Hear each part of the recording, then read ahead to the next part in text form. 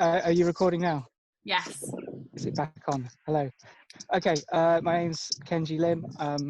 I'm an artist who grew up around where I'm walking in Herefordshire, but currently London-based. Walking has become an important part of our practice in the last, say, 5 or 6 years, but my relationship to it and what it has to do with my work is evolving constantly. Right. Richard, do you want to go next? Yeah, hi there, my name's Richard White, and I'm based currently in Bath, and I walk.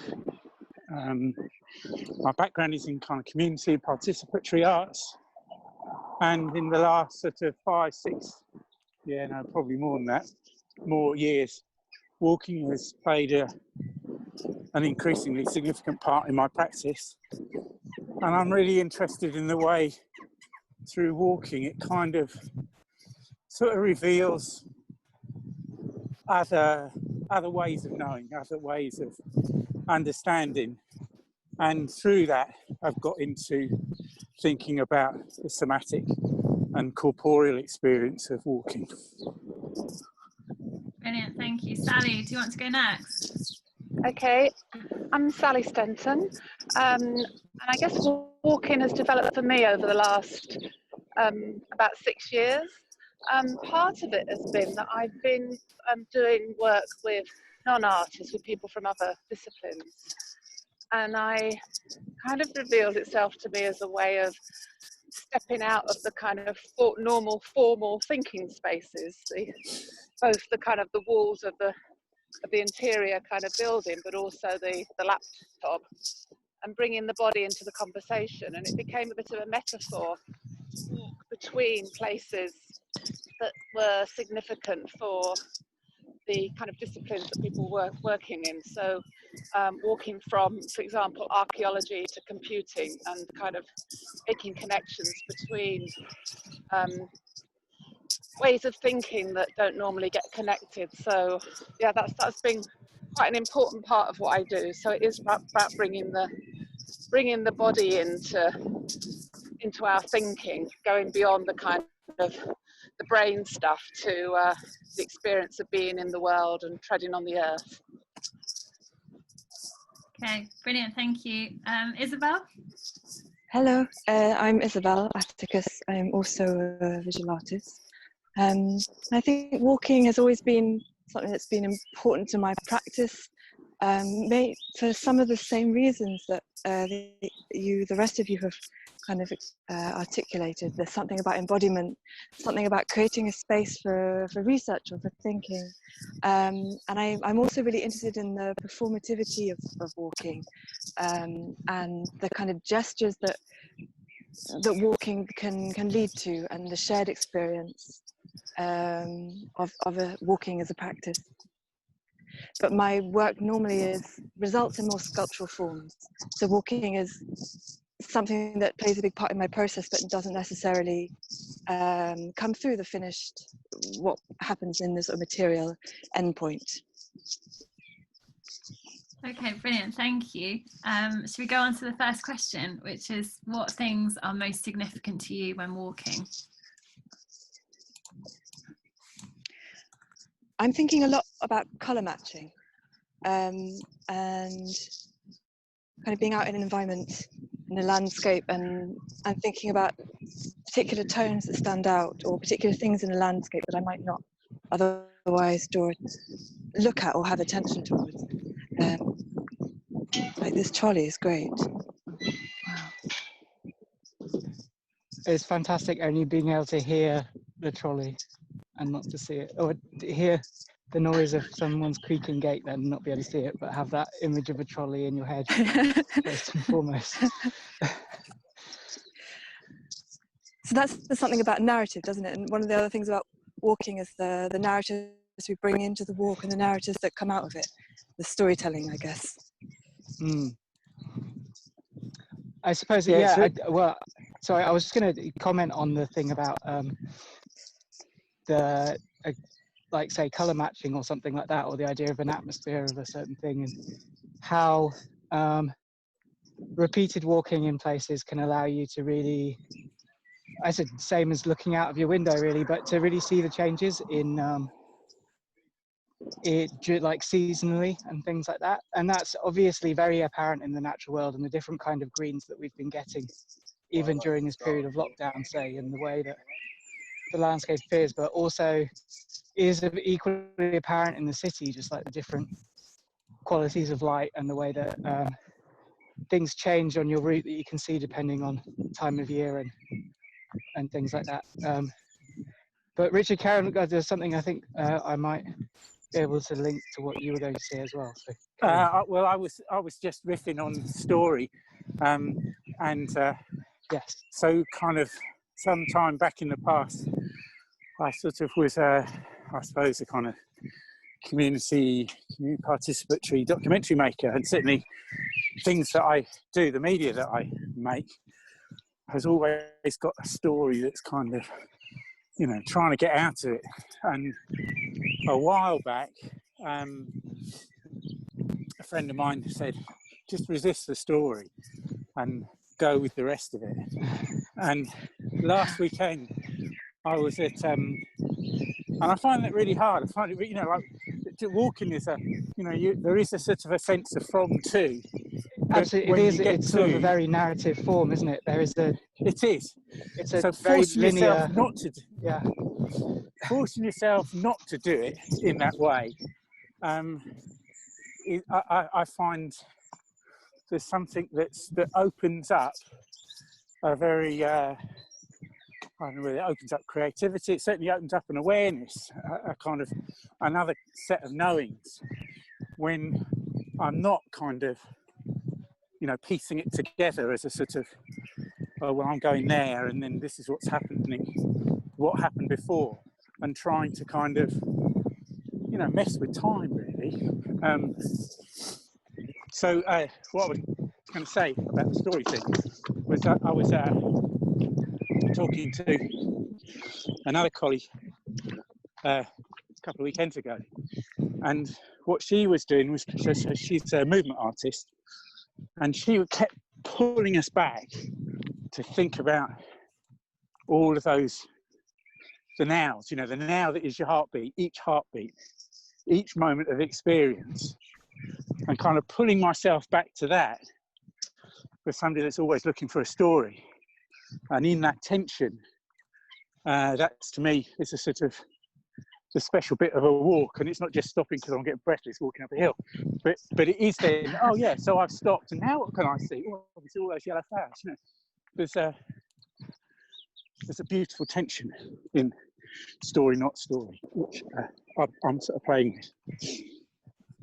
Yeah, I can relate to that because I've been thinking very much about occupying the space between events. We've got the kind of salient events that we tend to orientate ourselves around, and it's kind of finding that space where we're not, our minds aren't being kind of, our thoughts aren't being stolen, or our attention's not being grabbed by anything. It's a very different quality than the environment where we're sat on the computer, or we're in an environment where people are trying to grab our attention. So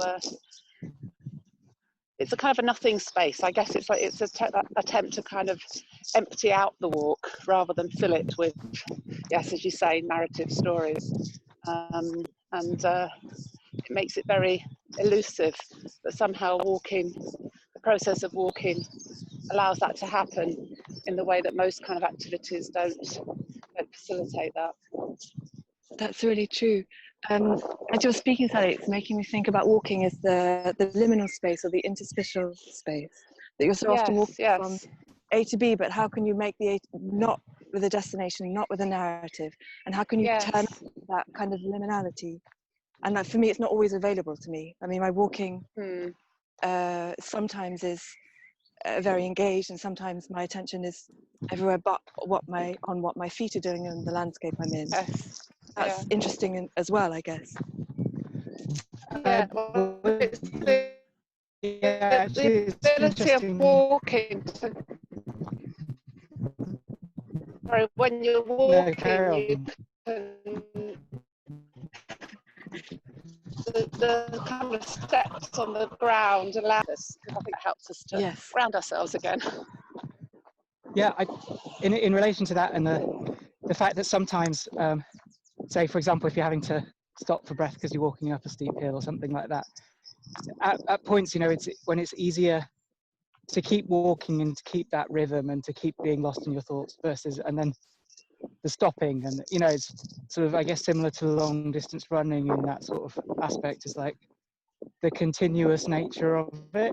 And I mean, the continuous series of nows maybe is sort of Richard Yes. might have been speaking about there as well. Yeah, yeah. But I was just thinking in terms of narrative, I have I started off with walking in very much A to B long distance walks that were I guess quite planned. Yeah, I mean, very planned out. I had a specific objective, and I'm thinking about times when I've walked like from my mum's house to London via all the places that I've lived in the UK, or from the Malvern Hills to the Brecon Beacons across Herefordshire, and there's very time frame and there's a place you want to go. But actually, you draw that narrative beforehand and you refer back to it afterwards. But when you're actually on the walk, you're not really thinking about that at all. And quite a lot of the time, you're thinking about food, or you're thinking about when the next bench is going to be that you can sit down, or if you need a bench, or if there's a house over, you know. And that's being hungry or being wet or tired. That sort of the bodiliness of putting yourself in that time and space. And how the framework of that then enables you to turn up to it in that way. Yeah. So there's an idea of, you know, it's very difficult to walk and not have a beginning and an end point, even if that beginning and end point is your house and you're going out for a stroll. You can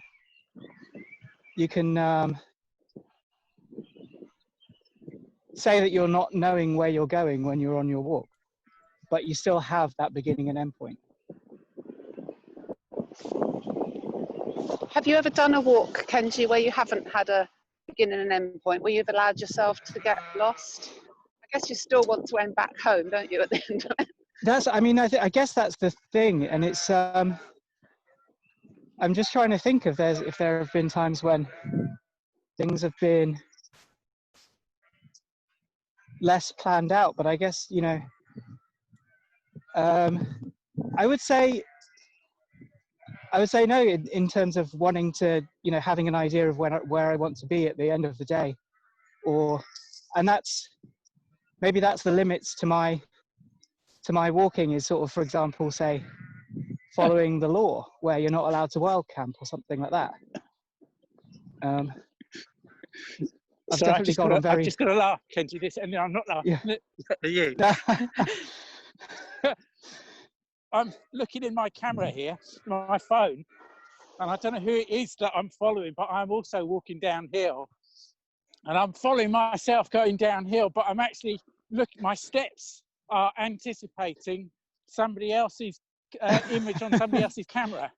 And I just caught myself doing that. Whoa! It's a very weird experience, folks, and I'm really loving it. Yeah, it's wonderful watching someone else's walk and almost trying to be in their walk. Well, that's exactly what I was doing. Fortunately, I didn't fall over. It's a proper VR. You guys talking about planning your walks leads on quite nicely to the question about how you decided where you wanted to walk today. Well, I had to change of plan because it was raining so much this morning. I had planned to cycle somewhere to a nature reserve, somewhere where I don't walk so often. But change of plan. I've walked from my house, and this is my favourite walk from the house, and I'm just coming up to the river. So coming to the best part.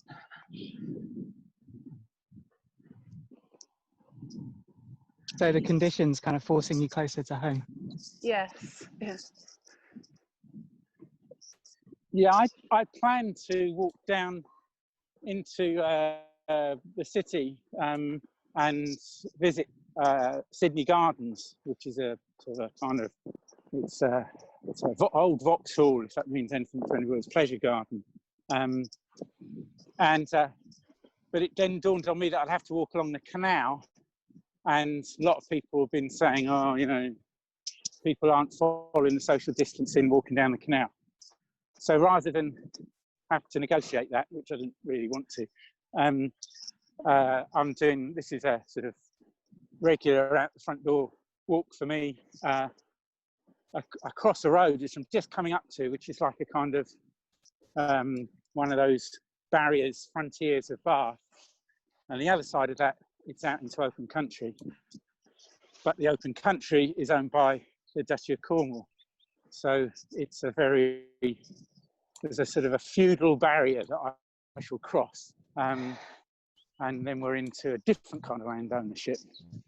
And often the walks that I do, they're about those kind of sensing those things that are hidden. Some of them I know, some of them I don't. But it's about sort of, well, what's all that about, and what do I notice, and so on. I've been walking in the Lee Valley over lockdown, and so I'm there today. I'm on the marshes. I decided to do this walk. Isobel, do you want to go? Yes, so as I've been walking here every day during lockdown, I'm back. So it's a really nice walk. That there's a bit of time by the canal, and then I'm in the marshes, and then there's the Stonebridge Lock, and it's quiet, really quiet. Lots of houseboats, and as you say, Richard, about the towpath and having to be careful. I've been timing my walks, so I'm out either like first thing in the morning or later in the early evening, so that like it's easier not to trample across people, because it gets a bit busy and it's not very good for the people on the houseboats. Yeah. Yeah. Or the different kinds of limitations or the frameworks, knowing I want to walk this route and I need to make sure that we've got these regulations right now, that's being respectful to other people. Yeah. Can I just show you this back garden that I often walk past? And it is always incredibly, you know, there's potatoes and cabbages and beans and leeks. And there's a huge, great crop of, maybe that's another, they're coming out of Brussels sprouts the guy had grown. It's just a beautiful, well-tended vegetable plot. Good, right.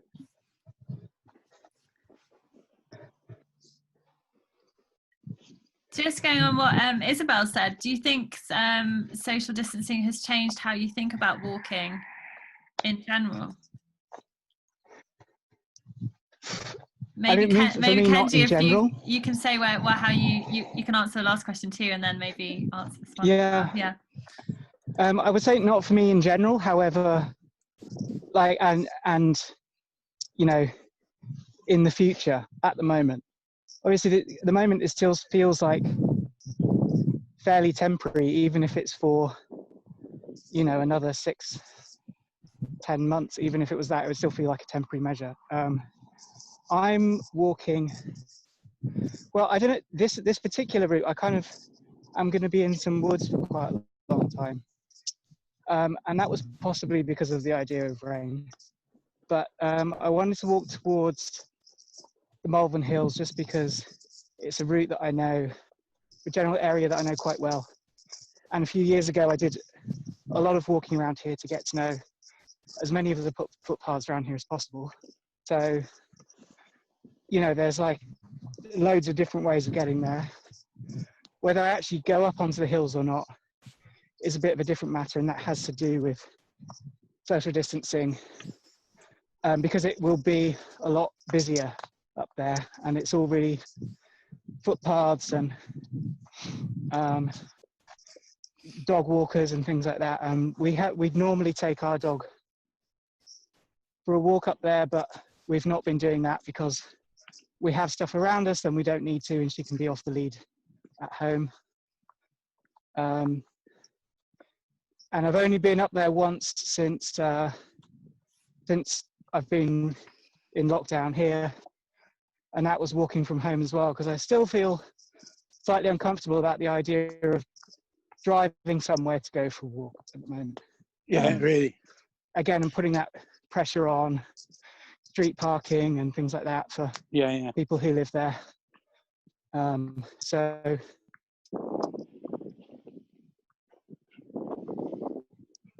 So for me, as intrusive as possible. Shall we have a go at, do you want to all try describing your walks at the same time? Someone suggested that yesterday when we were chatting about this event, and it might be interesting because you might kind of create like a kind of collage of sounds. So just maybe for a minute or so, if you all try and describe what you can see, Okay. or feel, or hear. Yeah. Are you going to call a stop to us if we've gone Yeah, on I'll for long try enough? to. Yeah. When it's gone on for long enough. Give it a go. Okay, so I'm walking along by beside the top of the ridge. the river. It's very narrow. There's a bit of meadow hills. keeps around me. There's Or an a old hill. It's raining and my And it hand seems is like mostly quite quite a full. young down woodland. to a stream. Holding my phone. Oak. There's a Sort of plastic a bit of bag. Grass has hazel been beech, track at the trampling moment down. that's been I overlapping don't know all the what's way just been- around. about The to green come is kind of Sky is People, being or grey. is There's a it over animals? in a the dolly in nature front of field. me. I can't in the see dark. anybody. And, Oh no, all there's a grass. runner behind me. a precipice, Areas but of you feel the trees. darkness, you feel the And there's green a tower there. as the light. Cigarette butts. And it comes down grass here. is beautiful I know in this. the wind, just blowing in the wind. It's Smell is wow. really And it comes down well, that to a smell gate. just after it's rained, or There's when it's nobody raining. That's my And it's very nobody very much around, so encrusted that's the in advantage looking back of at walking when the the human weather's quite not presence. so crisp good. and cold. I can see across the other barbed side of the river wire and somebody stuff. with And they really don't want you going down the there. ripples on the And their Into the colours woods. palette is mostly beige So is this and the track green, light going down? green, But very maybe light. down the hill for can road. And then a more see grey And green how to some of the going down trees. there, but just And there's before a we get burst of there, purple of the just woods here. that This- we've been here. There's a expansive, bench this just is beside very the me. Bath's pale attitude towards I'm feeling quite Right. calm. countryside. grass. Welcome to England's green and pleasant It land. looks like it's just been Don't recently know why wet. it's Daisies No, all it's over lots me, of- these wild asters. in a gap between the This is used and Prince rain. Charles, Duchy of Okay, Cornwall. guys, I and think keep that's been out. it's been 1 minute, I think. Although I'm very bad at judging what 1 minute is. Kenji's still going. Kenji's On still. autopilot. Shall we try the opposite now and just have like a couple of minutes of silence and see what we can hear on your walks?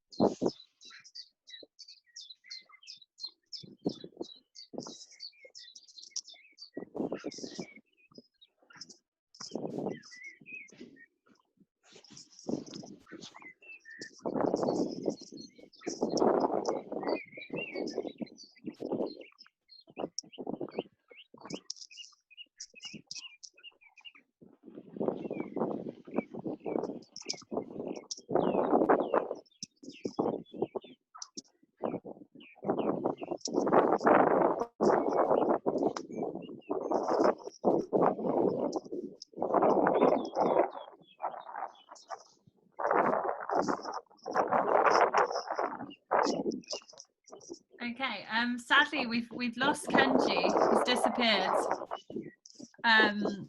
Hopefully he'll come back in a minute. Can you guys all hear me? Yeah. Yes, I guess fine. that's a problem with moving around, isn't it? Yeah. Someone loses signal, You know, especially if you're somewhere remote. While I was walking just then and looking at other people's pictures and just imagining how the what it's looking like with the 4 frames up. Another time, it would be really interesting if we were to perhaps agree on maybe 4. I'm going stories, but bear with me. But like 4 destinations. So I was just thinking, because I know I'm going to get to a stream at the bottom here. So if for instance, we were all to say, okay, well, we're looking for a walk that's going to take you maybe 10 minutes to walk to water. And then when you get to the water, wait. And then everybody comes together and then we have a bit of a conversation. And then maybe there are other kind of visual cues that we could think of, like a barrier or like a particular plant or a tree or something like that, that would give a visual punctuation as well as the more kind of, I don't know, more intellectual or sort of verbal punctuation that we've been given it so far. Another way of doing that might be if Susie were to watch where we are and to notice when there's some kind of correlation between our positions and then ask us to stop. That would be a more natural way of doing the same thing, wouldn't it? That it's absolutely. There's a lovely bit earlier on when I think we were all on pavements with digging ups of pavement, so you're kind of there's those sort of seams of interruption that you get from when they're putting down the cable or digging up the water or whatever. I really like that. I'm looking forward to seeing that. I think that's it's a fantastic idea, because particularly the idea of us actually stopping and having a conversation in relation to where we are, because it somehow will be bringing all those physical locations into one, won't it? I'm back. I'm back. Kenji's back. Oh, Kenji, you're upside down, but it's quite interesting. So maybe keep it that way. Yeah. Well, I quite like it. Oh yeah, no, stay upside down. It was good. Stay upside down. We've got about 7 minutes left of the recording before we are kicked out of Zoom. So there's a few last questions that might be interesting to talk about. The questions about what are the edges of walking and when is walking not walking. Could be slightly abstract questions to lead on to. Yeah, I've had some recent kind of experience with that, and I mean, edges can mean tension, but it can also mean when is walking not walking. And partly because of the lockdown, I've been focusing a bit more on writing, and I've been writing at night when I can't sleep, and in the dark with my eyes closed.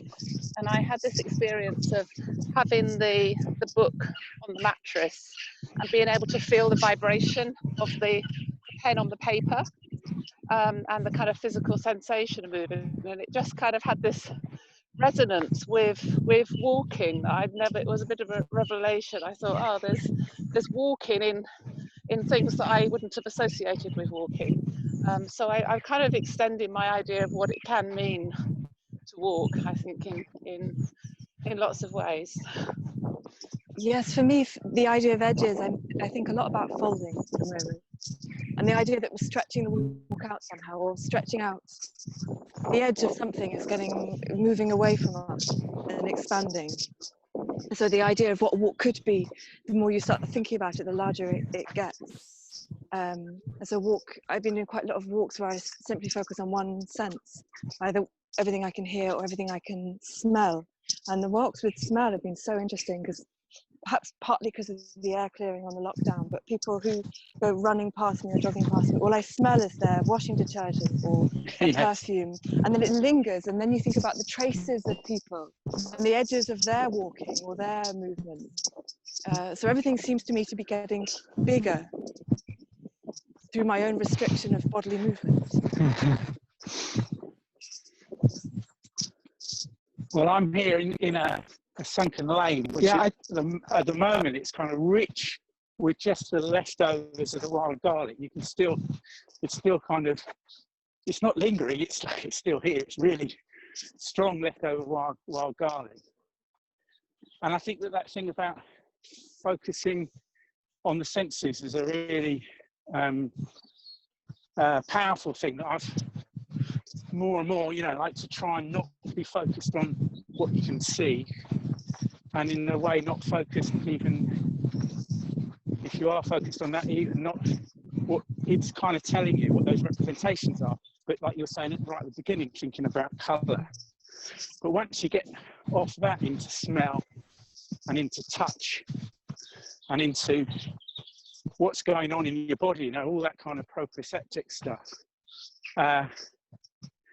that for me, those are, I don't know whether it's not edges of walking, but it becomes more connected.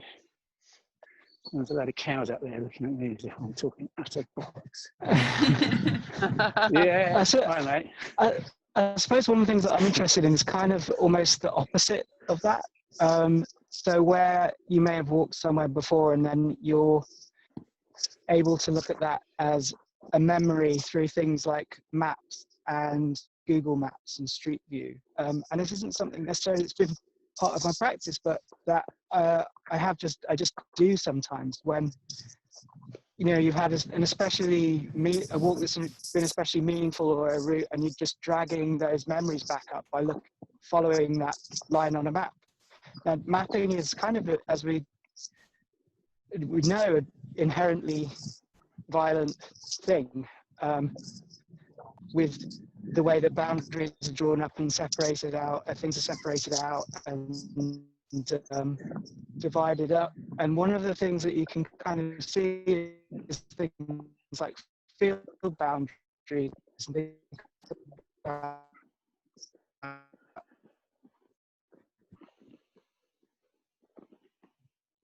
the way that things You're disappearing out into the ether, Kenji, for me. Yeah, you've broken up a bit, Kenji. It was creating some lovely sound, though. We Really? did talk Yeah. about the kind of the texture of the caused by the mediation of the technology. Still going, I think. But it's such an important point, this the violence of cartography. That's a really important thing. It's a shame that you broke up, Kenji. Ownership, Rich is. We've got a minute left.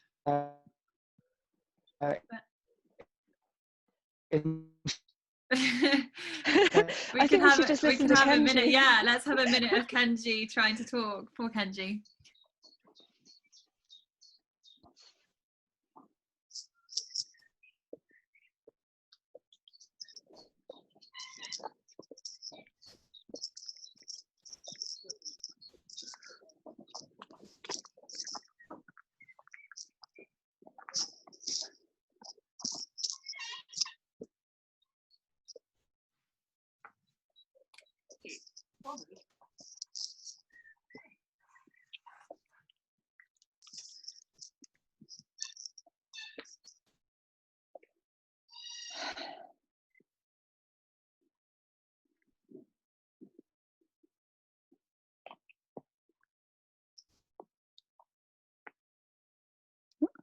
Gone.